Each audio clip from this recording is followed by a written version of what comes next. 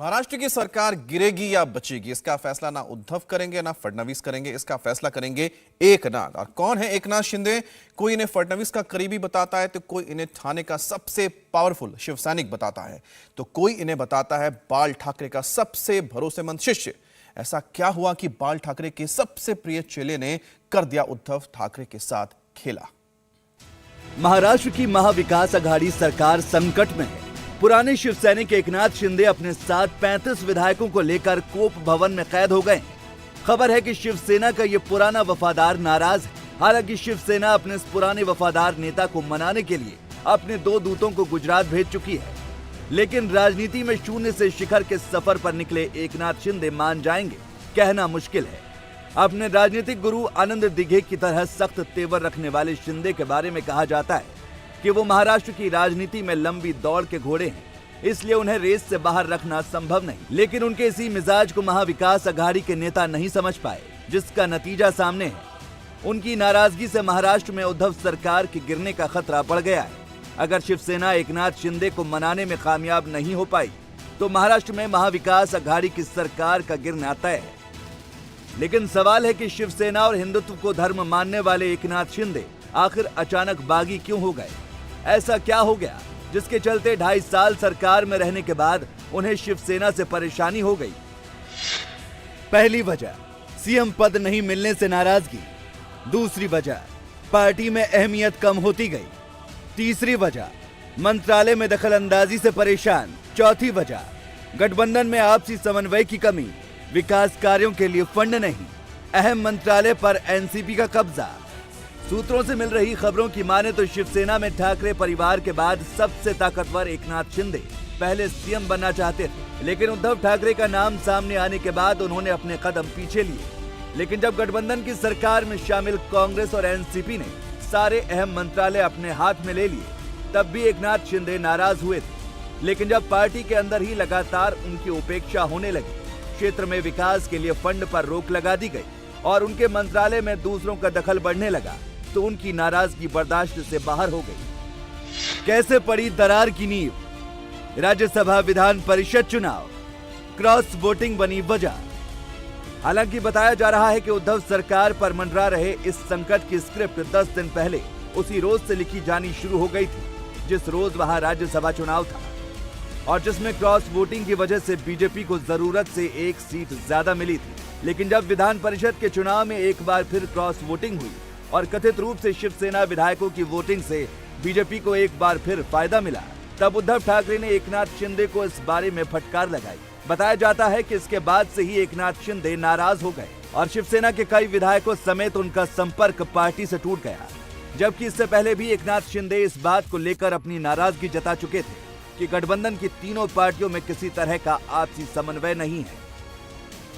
बेशक एकनाथ शिंदे महाराष्ट्र की राजनीति में इस वक्त सबसे अहम किरदार बने हुए हैं। वो जिसके साथ होंगे महाराष्ट्र में उसकी ही सरकार बनेगी, क्योंकि महाराष्ट्र में सरकार बनाने के लिए जिस जादुई आंकड़े की जरूरत है वो एकनाथ शिंदे के साथ गए विधायकों से पूरी हो जाएगी। इसलिए बीजेपी भी दम साधे एकनाथ शिंदे के अगले कदम का इंतजार कर रही है।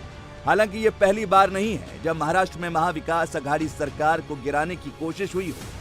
इससे पहले भी महाराष्ट्र की गठबंधन सरकार ने बीजेपी पर 2 बार सरकार गिराने की कोशिश का आरोप लगाया था, लेकिन वो कोशिशें नाकाम रही। मगर इस बार परिस्थिति अलग है। फिलहाल एकनाथ शिंदे के इस कदम से पूरे महाराष्ट्र में राजनीतिक गतिविधियां तेज हो गई हैं। महाराष्ट्र के पूर्व मुख्यमंत्री जहां दिल्ली में पार्टी के सीनियर लीडर्स से मिल रहे हैं, तो दूसरी तरफ एनसीपी अध्यक्ष शरद पवार महाराष्ट्र के सीएम उद्धव ठाकरे से मिलने मुंबई पहुंच चुके हैं। जो कुछ महाराष्ट्र में हुआ ये पिछले 2-2.5 साल में this is the 3rd incident. इससे पहले 2 हुए थे। मुझे याद है कि जब उद्धव ठाकरे जी का सरकार बना, इससे पहले कुछ हमारे एमएलए को उठाकर यहाँ हरियाणा में गुड़गांव में कुछ एरिया में रखे गए थे। ऐसे जब इलेक्शन होते हैं तो क्रॉस वोटिंग होते हैं, ये कोई आज की बात नहीं। इससे पहले 20 से 50 सालों में कई बार मैंने देखा है कि क्रॉस वोटिंग होता है और फिर सरकार चलती है। महाराष्ट्र की महाविकास आघाड़ी की सरकार में पैदा हुए इस संकट के लिए नारायण राणे को भी एक हद तक जिम्मेदार ठहराया जा रहा है। बताया जा रहा है कि नारायण राणे को पहले से एकनाथ शिंदे की नाराजगी की खबर थी और उन्होंने एकनाथ शिंदे को उकसाया, जिसकी झलक नारायण राणे के ट्वीट में भी साफ साफ दिखाई दे रही है।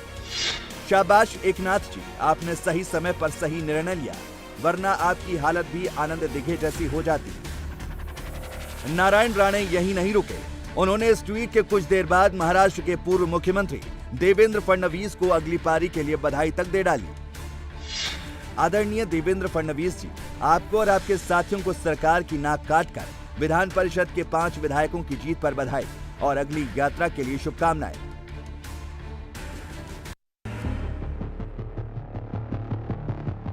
आपको बता दें, नारायण राणे पहले शिवसेना के बड़े नेता माने जाते थे, लेकिन उन्होंने कुछ मतभेदों के चलते शिवसेना छोड़ दी थी। लेकिन उन्होंने जिस तरह से एकनाथ शिंदे के लिए किए गए ट्वीट में शिवसेना के बड़े नेता आनंद दिघे का जिक्र किया है, उसकी एक अलग कहानी है, जिसे समझने के लिए आपको एकनाथ शिंदे और उनके राजनीतिक गुरु कहे जाने वाले शिवसेना के बड़े नेता मरहूम आनंद दिघे के सफर को अच्छे से समझना होगा। आपको सबसे पहले बताते हैं कौन है एकनाथ शिंदे और कौन है आनंद दिघे, जिसका जिक्र नारायण राणे ने अपने ट्वीट में किया है।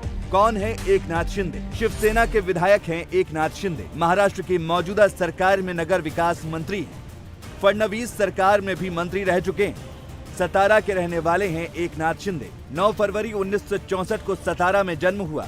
10 साल की उम्र में परिवार के साथ ठाणे आए। पारिवारिक जिम्मेदारी के लिए पढ़ाई छोड़नी पड़ी। संघर्ष के दिनों में ऑटो चलाया। 1995 में एकनाथ ठाणे जिला सेना अध्यक्ष आनंद दिघे के संपर्क में आए। आनंद दिघे ने एकनाथ शिंदे को राजनीति में उतारा। 1997 में पहली बार ठाणे नगर निगम के पार्षद चुने गए। 2001 में ठाणे नगर निगम में सदन के नेता के पद पर निर्वाचित हुए। 2002 में दूसरी बार ठाणे नगर निगम के लिए चुने गए। 2004 में महाराष्ट्र विधानसभा के लिए चुने गए। 2005 में शिवसेना के ठाणे जिला प्रमुख नियुक्त हुए। 2014 में महाराष्ट्र विधानसभा के लिए निर्वाचित हुए। 2014 से 2019 में महाराष्ट्र राज्य सरकार में पीडब्ल्यूडी मंत्री रहे। 2019 में महाराष्ट्र सरकार में सार्वजनिक स्वास्थ्य और परिवार कल्याण मंत्री रहे। 2019 में लगातार चौथी बार महाराष्ट्र विधानसभा के लिए चुने गए। शिवसेना के विधायक दल के नेता के रूप में चुने गए। 28 नवंबर 2019 को उद्धव ठाकरे की अध्यक्षता में कैबिनेट मंत्री के रूप में शपथ ली। 2019 में शहरी विकास और लोक निर्माण मंत्री बनाया गया। अगर कहा जाए कि महाराष्ट्र की राजनीति में आज जो कद एकनाथ शिंदे का है, एक वक्त वही रुतबा एकनाथ शिंदे के राजनीतिक गुरु आनंद दिघे का था, तो कुछ गलत नहीं होगा। आज जिस तरह से शिवसेना में ठाकरे परिवार के अलावा सबसे मजबूत शिव सैनिक के रूप में एकनाथ शिंदे का नाम आता है, ठीक वही ठसक आनंद दिघे का हुआ करता था। आनंद दिघे का रुतबा शिवसेना में क्या था, इसका अंदाजा आप इसी बात से लगा सकते हैं कि जिस अस्पताल में दिल का दौरा पड़ने से उनका निधन हुआ था, शिव सैनिकों ने उस अस्पताल को गुस्से में जला दिया था। खुद शिवसेना के संस्थापक बाला साहब ठाकरे आनंद दिघे को अपना करीबी मानते थे और उन्होंने ही आनंद दिघे को ठाणे और महाराष्ट्र के अंदरूनी इलाके में शिवसेना की जड़ें मजबूत करने का जिम्मा सौंपा था, जिसे आनंद दिघे ने बखूबी निभाया। हालांकि आनंद दिघे की मौत को लेकर कई तरह के सवाल भी उठाए गए, लेकिन इस मामले को कभी तूल नहीं दिया गया। बीजेपी नेता नारायण राणे का ये ट्वीट भी उसी तरफ एक इशारा है।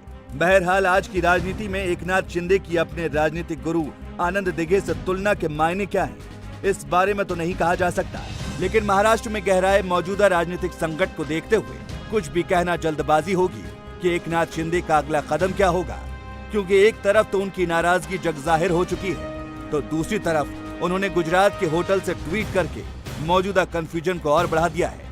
एकनाथ शिंदे ने अपने ट्वीट में कहा है, हम बाला साहेब के कट्टर शिव सैनिक हैं। बाला साहेब ने हमें हिंदुत्व सिखाया है। बाला साहेब के विचारों और धर्मवीर आनंद दिघे साहब की शिक्षाओं के अनुरूप हमने न सत्ता के लिए कभी धोखा दिया है और न कभी धोखा देंगे। एकनाथ शिंदे।